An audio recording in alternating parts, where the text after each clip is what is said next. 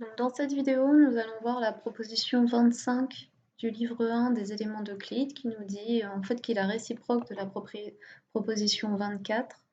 Donc la vidéo sur la proposition 24, j'avais énuméré, j'avais dit numéro 25, mais en énumérant l'énoncé. Non, c'est la vidéo précédente sur la proposition 24, c'est la proposition 24.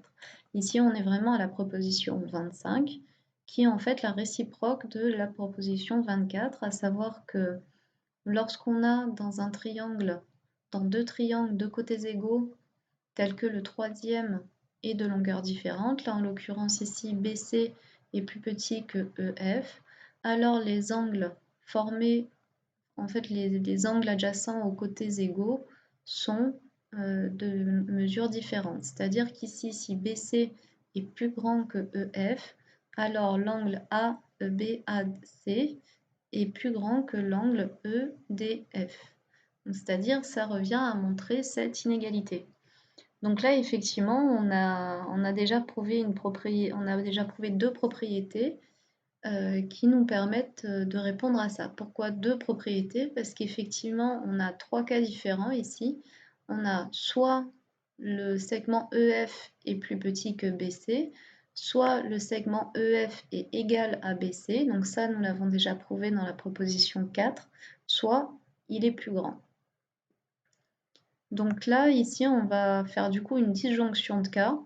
On va faire la disjonction de cas suivante, c'est-à-dire dans le cas où le premier cas, BAC est égal à EDF, c'est-à-dire que si on a les angles qui sont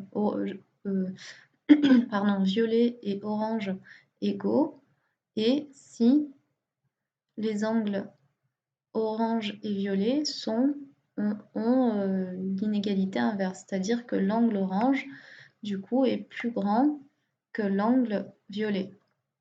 Donc pour le premier cas, on a vu dans la proposition 4 que dans ce cas-là, si les angles dans deux triangles différents, les angles de leurs côtés égaux, enfin adjacents aux deux côtés égaux de ces deux triangles, enfin pardon, si dans deux triangles, on a deux côtés de ces triangles qui sont de même longueur, enfin deux côtés en commun, de longueur commune en fait, pas commune, non, de même longueur, je vais y arriver, et que l'écartement entre ces deux côtés de ce triangle est exactement le même, alors la longueur du troisième côté est, est aussi de même longueur. Donc on avait vu, c'était la première fois qu'on voyait un raisonnement par l'absurde arriver dans les éléments d'Euclide.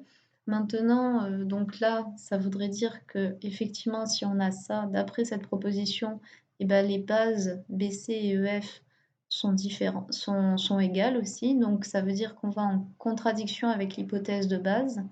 Et enfin, le deuxième cas, si notre angle orange est plus grand que l'angle violet, alors la proposition 24 nous dit que, bah, la longueur EF, donc la base, ou du moins le côté opposé à l'angle qu'on étudie, et bah, du coup il est plus grand que le côté que la base du triangle ABC. Donc ça veut dire qu'ici, on n'a toujours pas respecté cette hypothèse, donc ces deux cas du coup sont éliminés. Et il nous reste du coup le troisième cas qui est dans le cas où le triangle violet est plus grand que le triangle orange, et bien ce cas du coup vérifie bien tout le contraire de ces deux hypothèses précédentes. C'est-à-dire que la dernière option qui nous reste ici, vu qu'on n'a que trois cas et qu'on a vérifié que sur deux de ces trois cas ne marchent pas, alors le dernier cas à étudier dans les trois différentes configurations, c'est de dire que si l'angle violet est plus grand que l'angle orange, alors d'après l'analyse, la disjonction de cas que l'on a fait, on en conclut que le côté BC et EF sont égaux.